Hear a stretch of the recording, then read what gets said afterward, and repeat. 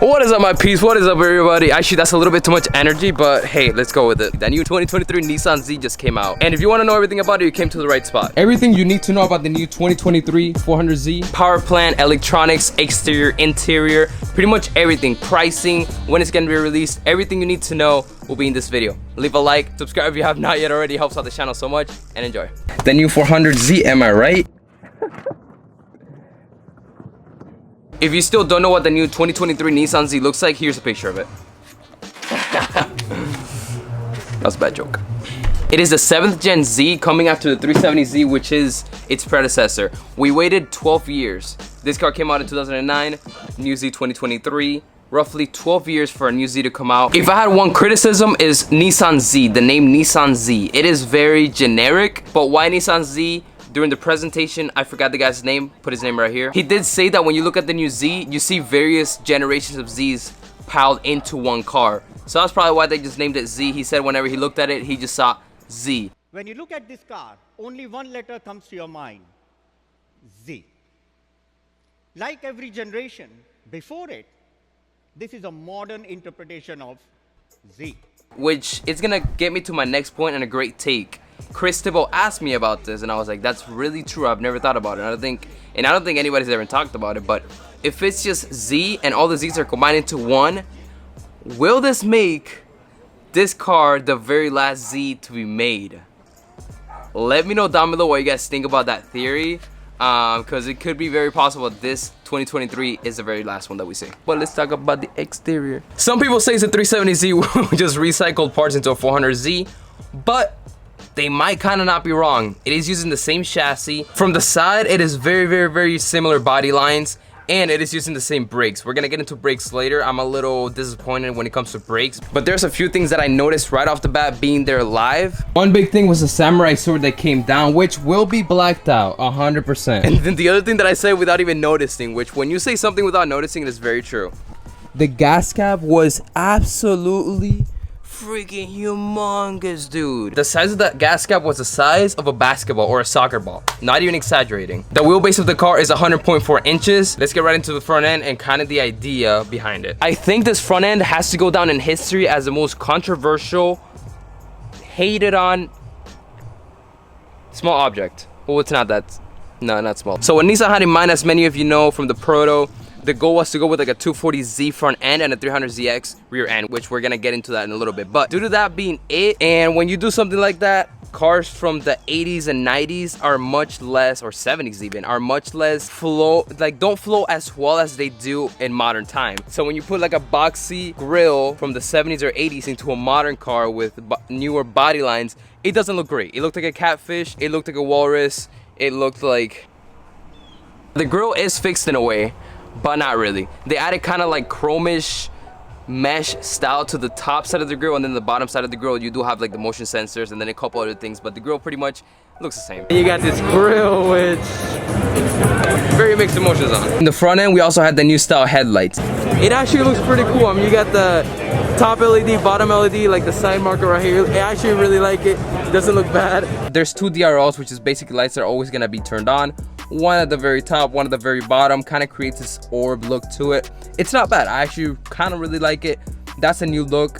Definitely something different than the 370Z, which is a good thing. That's never a bad thing. Now, when it comes down to the rear end, this is basically it right here in a way. The rear end of the new Z is basically based off of this exact car right here, a 300ZX. The main thing that they got from this car, as you can see from the video that I vlogged, is the tail lights. The tail lights look very similar, but in a more modernized way. Down here they also do have a little diffuser along with chrome tip exhaust that have little holes in them. Not a big fan. And then if we come up here, they do have a little wing that is very different from the regular Proto. Proto came out, it did not have a wing. The rear end looked very naked, although it did look better than the front end. But on the real production car, they did add a small spoiler, and it makes the rear end look a lot less naked and a lot better. My favorite part about this car, or the new Z in general, is the rear end. I think it looks great, and I think it has a lot of potential in the future. And then on the side of the car, on the rear quarter panel, you do have a little Z logo, which looks great. They also did add a side marker, which the 370Z does not have. Maybe representing this car, maybe not. 370Z side profile, 300ZX rear profile, 240Z front profile. Why do golfers bring extra socks when they go golfing? In case they get a hole in one. Hello?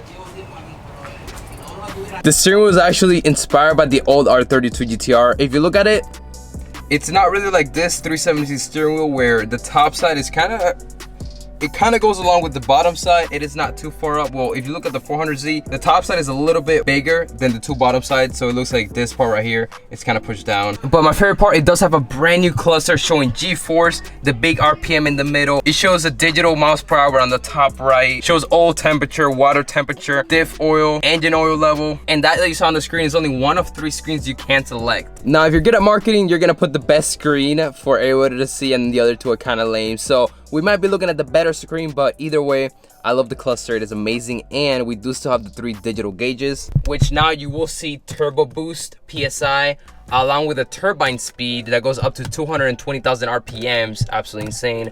And like this one, you will see the battery voltage. And now the screen will be different. It will be a 9-inch display that does have, wait for it, Apple CarPlay. Finally, we're gonna have Apple CarPlay in our Zs. It's gonna be new tech, very excited. It does also come with heated seats. The controls are basically the same right here. And another amazing thing, we have a trunk release inside the car. If you did not know, on the 370Z, to open the trunk, you gotta be outside the car and you gotta lift it. The wing is too heavy, the hatch is too heavy. Well, on the new Z, they do have a trunk release right here on the side. This part right, this compartment in the middle, is a little bit thicker. This little cubby is bigger. The stock seats, when I sat down, felt very, very, very similar to the 370Z. And did you see what just happened? The door closed by itself. I am proud to say that there is no longer auto closing doors on the new Z. They fixed it. They fixed the problem that we hate, the problem that has literally amputated our legs. It is probably the deadliest thing about this car. Not accident, it's the door closing on your leg. Now to the electronic parts of the car, not the interior electronics. I'm talking about, like, for example, it now has electric steering. A lot of you have messaged me about this to talk about why the electric steering is so bad on the Q50 and Q60s, I believe, the coupes. I drove a Q60. If anything, it drove great, but I do know they have problems with the electronic steering, and you do not want to have problems with steering, or not even problems, it's kind of, you don't want to take away that, not supercar, that race car factor feel, good handling feel from a sports car, let alone a Z. So I don't know how I'm gonna feel about the electronic steering. It might be tuned for this car, so if you just hear electronic steering, I don't want you guys to just shy away from it and talk bad on it. Might be great, but might be crap. We don't yet know. And also, they did say the best part about the car was how it drives. So I don't think they're gonna be lying about that in a way. Along with the electronic steering, you do have a lot of sensors, parking sensors, sensors that tell you if you're gonna hit someone. Pedestrian sensor, wait. Collision warning, there you go, collision warning. Blind spot warnings, which are actually great. Now we can swerve in and out of lanes easier, let's go. Don't do, I'm just kidding, don't do that. Oh, best for last, the drivetrain. The best thing that the Z has, it comes with a standard 6-speed transmission. So that transmission comes with an Exetti clutch, which is basically the same clutch that the 370Z comes out of factory. And if we take a little bigger of a glance, the manual transmission first gear ratio 3.795, second 2.325, third gear 3.1625, something like that, which is the same exact gear ratios as the 370Z. So I'm not surprised if they use the same CD09, maybe upgrade it a little bit, tuned it for the car, which is not a bad thing. I mean, I love the transmission on this car. It is great and handles a lot of power. Then you also have an auto.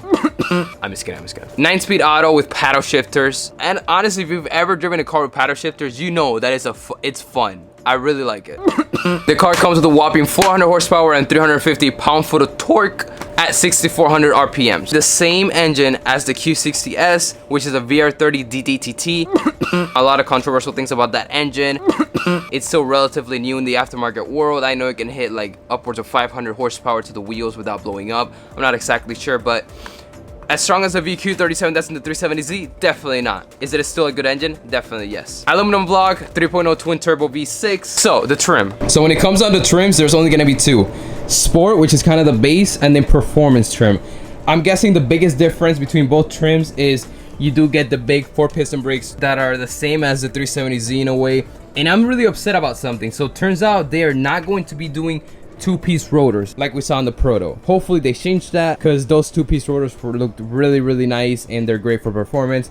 But even if they don't, you still get 4-piston brakes in the front with the performance model. If you buy just the regular sport model, you're not gonna get the big brakes and you're gonna miss out on other little goodies. Now, the base price, roughly 40,000. MSRP, when will that be talked about? Actually, you want to talk about it right now? Let's do it. It'll MSRP. start around 40,000 US dollars. That's probably for the sport model. The performance model, I'm thinking 45K, 46K, maybe 47. I'm not entirely sure, just literally throwing numbers out there. Maybe one of them lands. And my beautiful people, they said release date spring of next year. So roughly March, May, June, probably before June. I'm excited. I am very excited. Final thoughts on the car when I saw it in person, it just hit different. I love the presence it had. We've had the 370Z for years on years on years, old technology and whatnot. This is a really nice revamp, a newer 370Z in a way, with turbos that we've always wanted. Tunability is going to be incredible. As you saw in the thumbnail, the things we can do with this car and the wide body and the aftermarket bumpers, it is going to be amazing.